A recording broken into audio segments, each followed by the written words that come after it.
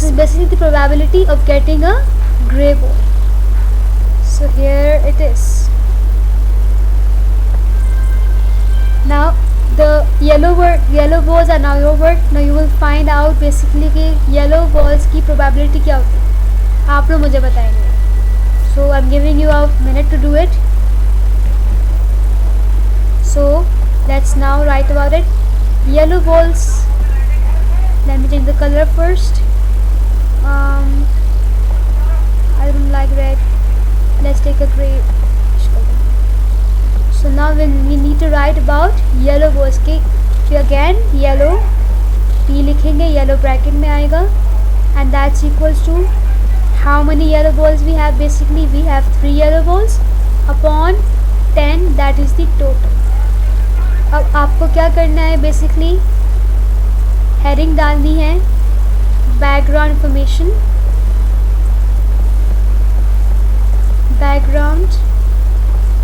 Information, ये आपकी heading होगी.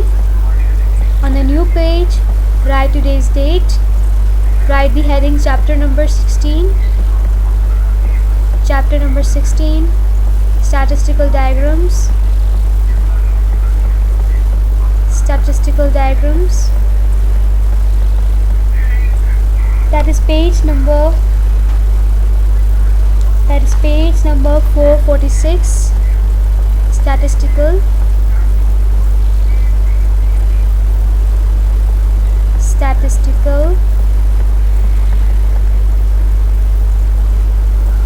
diagram. Then we mention the page number. आप लोग डेट लिखेंगे ब्रैकेट में, क्योंकि हम लोग ऑनलाइन क्लास ले रहे हैं, प्रॉपर एक क्लासरूम में काम नहीं हो रहा है. फिर आप हेडिंग डालेंगे डॉट डायग्राम की आप हेडिंग डालेंगे, और डॉट डायग्राम में आप एक बुलेट बनाएंगे और वो लिखेंगे बैकग्राउंड इंफॉर्मेशन, और उस बैकग्राउंड इंफॉर्मेशन में आप बाकायदा ये बॉक्स ड्रॉ करेंगे, और बाकायदा आप प्रोबेबिलिटी का फॉर्मूला लिखेंगे, और ये तीनों प्रोबेबिलिटीज़ आप बनाकर लिखेंगे. This is all to make you guys understand कि बेसिकली प्रोबेबिलिटी क्या है, क्योंकि हम जो आगे क्वेश्चंस करेंगे डॉट डायग्राम में हम बहुत कुछ डील करते हैं या हम फाइंड करेंगे using probability. So if you not knowing about this, you need to know it first, then only you'll be able to understand it. So I hope it's clear. If you have any doubts, I'll be sharing some links to you on the group. So that's totally fine, but you need to at least know what basic probability is. So let's continue with dot diagram process now. So I'm going to read out a link to you guys कि मैं आपको समझा सकूँ basically what probability is. इसको समझने के लिए पहले एक लिंक देखेंगे, इसका लिंक अगर मुझे टाइम ना, I will share with you on the WhatsApp group. So it's not important to know about it, but just to understand कि basically what a dot diagram is. So a dot diagram plot, इसको हम a dot diagram भी कहते हैं या इसको हम dot plot के नाम से भी कहते हैं. इसकी डेफिनेशन बेसिकली क्या है, आप ये कॉपी भी करेंगे. A dot diagram is also called a dot chart, or a strip plot is a type of histogram जो बिल्कुल बार चार्ट की तरह होती है. It is used in statistics for relatively small set of data. याद रखिए कि dot diagram में हम जो डील करते डाटा के साथ that is basically small data, क्योंकि लार्ज डाटा को हम लोग डॉट्स के थ्रू रिप्रेजेंट नहीं कर सकते. Where values fall into a number of discrete bins. Discrete bins का मतलब होता है कि कोई कैटेगरीज हो. A dot plot is similar to a bar graph because the height of each bar of dot is equal to the number of items in a particular category. हम बार पे क्या करते हैं, जितनी बड़ी बार होगी उतनी ज़्यादा चीज़ होती है, उतनी ज़्यादा मेजरमेंट्स होती हैं. तो डॉट डायग्राम में बेसिकली यही होता है कि जितनी ज़्यादा डॉट्स होंगे उतनी ज़्यादा उस चीज़ की वैल्यू होगी.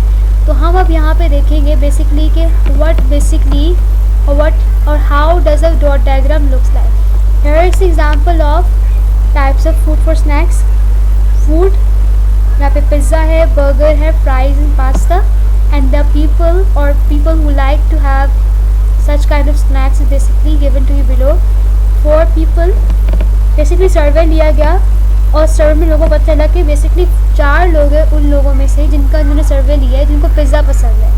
3 लोग बर्गर ज़्यादा प्रेफर करते हैं, 2 लोग फ्राइज़ खाना पसंद करेंगे और एक पास्ता खाना पसंद करेंगे। ये टेबल फॉर्मेट की डाटा को the data given to you above in this basically table format, they have represented it in a form of a dot plot.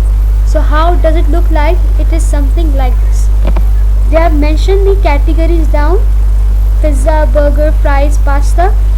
अब क्योंकि 4 पिज़्ज़ा खाने वाले लोग थे, 4 पिज़्ज़ा खाने वाले लोग थे, so they have represented using a dot here.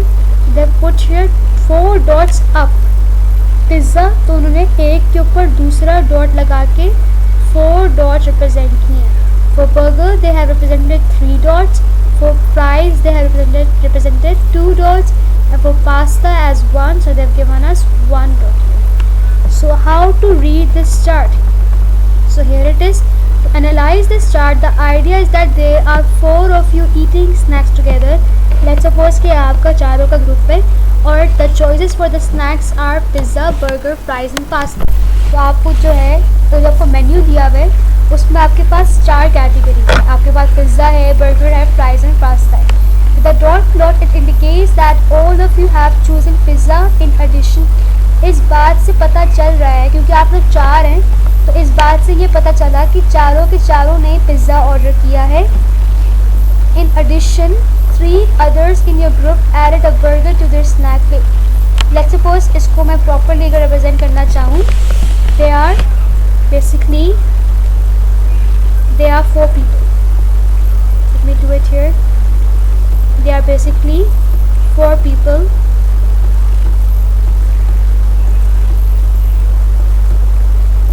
Because if you know how to interpret this data, you will be able to interpret all kind data.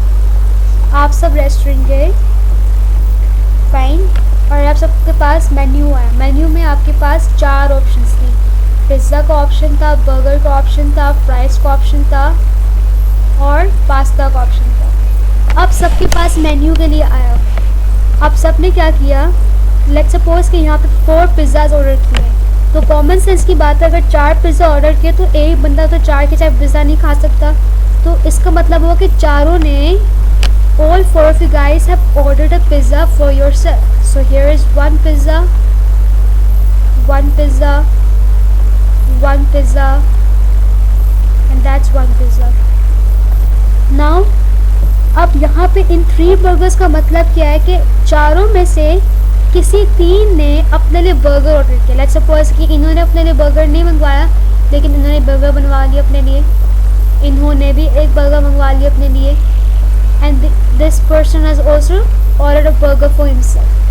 Now let's suppose कि यहाँ पे जो मेरे पास नेक्स्ट कैटेगरी है fries की, तो कह रहे हैं कि इसका फ्राइज़ पे जो 2 डॉट्स लगे हैं इसका मतलब है कि चारों में से 2 लोगों ने अपने लिए फ्राइज़ ऑर्डर की. हमें क्या पता किसने फ्राइज़ ऑर्डर किया. लेट्स सपोज इस बंदे ने फ्राई ऑर्डर किए अपने लिए और एक इस बंदे ने अपने लिए फ्राई ऑर्डर किए, fries basically. So here if I read it here, this chart goes on to identify that 2 people in your group have added fries and pasta. किसी एक ने मंगवाया, इसने बोला नहीं मैं फ्राइज़ नहीं खाऊंगा, मैं पास्ता मंगवा लेता हूँ, तो इसने एक पास्ता मंगवा लिया. तो यहाँ पे ये डाटा हमें ये रिप्रेजेंट कर रही थी. The dots don't have to be in the largest to the order through, though they can be in random order like this next plot. ज़रूरी नहीं है कि हमारे डॉट प्लॉट जो होंगे लार्जेस्ट टू क्या कहते हैं लार्जेस्ट हो या हाईएस्ट टू लोवेस्ट हो. It can be in the random format also. So let me rub it of. So let's come back here. यहाँ पे देखें ज़रूरी नहीं है कि एक पहला डाटा बहुत बड़ा होगा, दूसरा कम होगा, तीसरा से भी कम होगा. नहीं, ज़रूरी ये नहीं है. इस तरह से भी रैंडम वैल्यूज़ हो सकती हैं. अभी आप 0 से लेकर 9 तक आपके पास नंबर्स आए हुए हैं. तो लेट्स सपोज अगर हम बात करें कि किसके पास कितने पेन्स थे, कितने लोग हैं जिनके पास कोई पेन नहीं थे, तो 3 लोग हैं जिनके पास कोई पेन्स नहीं थे. कितने बच्चे थे जिनके पास एक